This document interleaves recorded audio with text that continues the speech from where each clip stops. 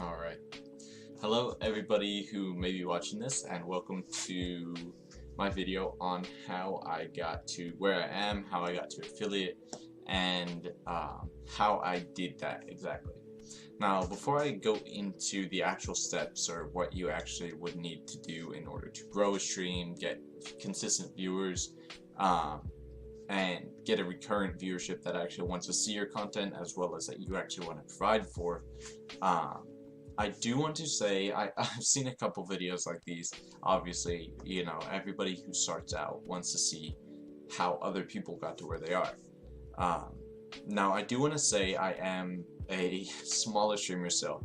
I've been streaming for a month and 20 days. I started March 2nd. It is now April 23rd. Um, and I have 280 followers.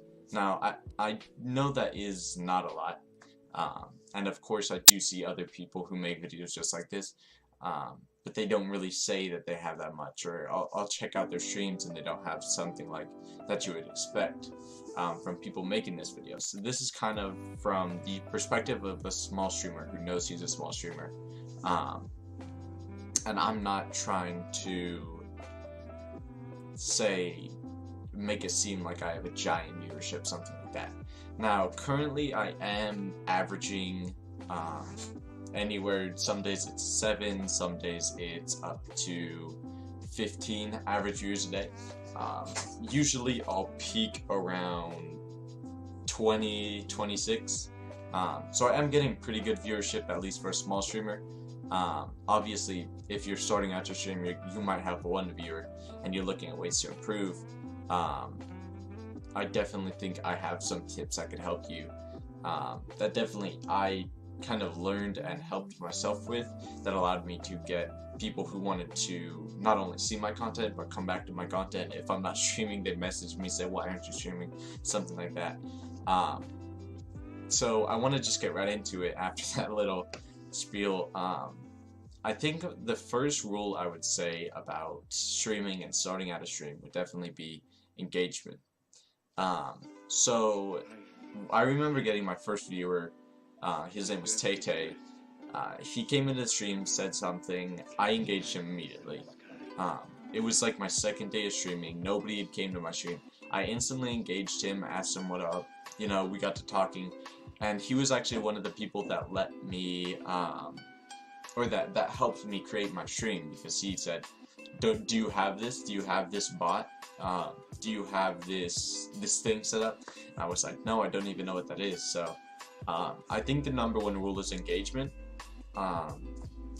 and that's just kind of anybody new who comes in your stream, make them feel like they kind of have a purpose to be there. You know, if they come into your stream, they say hello, and you're not even looking at chat, you just keep playing, they're gonna leave. It's happened before.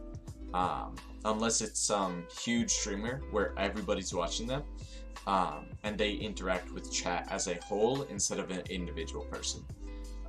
So rule #1, engagement, and that goes along with rule #2, which is kind of make sure you have your stream set up, and when you see ways to improve your stream, go ahead, try and put those into practice.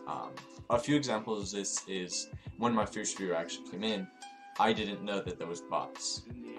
I knew of bots, but I didn't know that they were free. I didn't know anything like that. There's a ton of bots that are free. Nightbot, Vivbot, Wisebot's another one, and they can help you with your stream so much, as well as make it so that chat can interact with bots when they're not, you know, doing something else. They can, maybe if you want to put in song requests one day, or put in like alert mode, something like that. It definitely helps out with the stream, and people say if you have people who come back, you want to mod them, then they can add commands. I know I have a bot that that counts how many times I say "what do you mean," just because I say "what do you mean" on my stream so much. It's kind of just something I say. So just remember to set up your stream, and anytime you can, say like changing your resolution and changing your bitrate, you should definitely do that. Improve your stream. The third thing I would say is you have to choose between gameplay or a face cam. Um, Rarely do I ever see any stream that has a gameplay with no face cam and the gameplay isn't, say, like a pro level. Um, I think it's kind of necessary in Twitch's environment, which is what I stream on, which most people stream on. It's kind of necessary to have a face cam if you're not going to be a pro player. Um, Obviously, someone like Faker, people are going to watch him more because he's good at the game than because of his face cam. But um, say if you're just playing an unknown game, something like that, it really helps people to understand what facial expressions you're making when you're interacting with them, helps judge how you feel about the game, helps judge how you feel in general, and it can kind of help people connect more, which allows them to come back the next day and the next day. Um, so you kind of have to decide between if you're going to be just pure gameplay, pro player, or if you're going to, say, like, involve with the chat. Um, Now I have seen people who don't have a face cam and they talk to their chat, they interact, and they don't do as well as people who have the face cam and do the exact same thing. I know there's some people who are huge and don't have a face cam, but they've been at it for years, as well as they're really good entertainers in the beginning. So that's rule number 3. Rule number 4 would be to shape your stream. So this one's kind of dependent on you and what you actually want to play.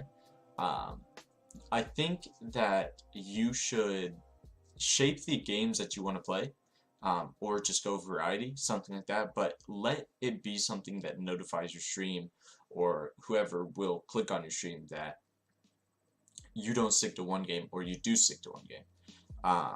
Say if you play GTA 5 and you play it for a month straight on stream, people start coming in watching, and then you switch to a different game and start playing that 24/7, they will be confused. They won't.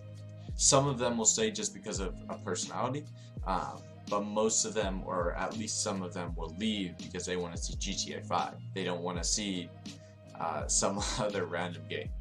Now that kind of goes hand in hand with what I would call number 5, which is let the stream shape you. So if you notice, if you are a one game streamer and you only stream one game, and you notice there's some people who say like story driven games as well, you can take maybe not a month or a week to play a different game, but take like a day out of the week and go ahead and switch to a story-based game, switch to a game that your stream wants to see. Give them a change up in content that won't let them get bored of the content you give already.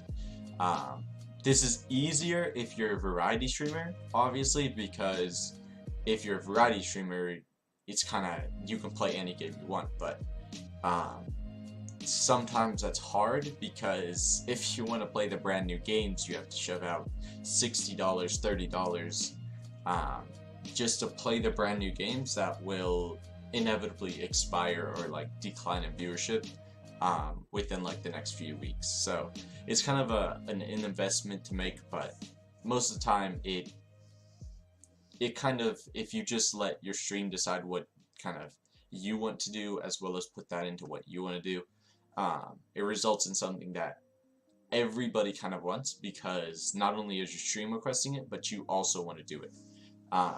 So say I've recently taken one day to play Portal 2 because some people wanted to see it. So I completed Portal 2, and that allowed people to come in who liked Portal 2 and know that it's a story game, as well as them to stick with me as I switch to a different game. But it's kind of what your stream wants. So say you play a main game, but once a week you just play that game that the rest of the stream wants to see, and it kind of refreshes them, lets them see new content, lets them see how you react to a different environment, different game.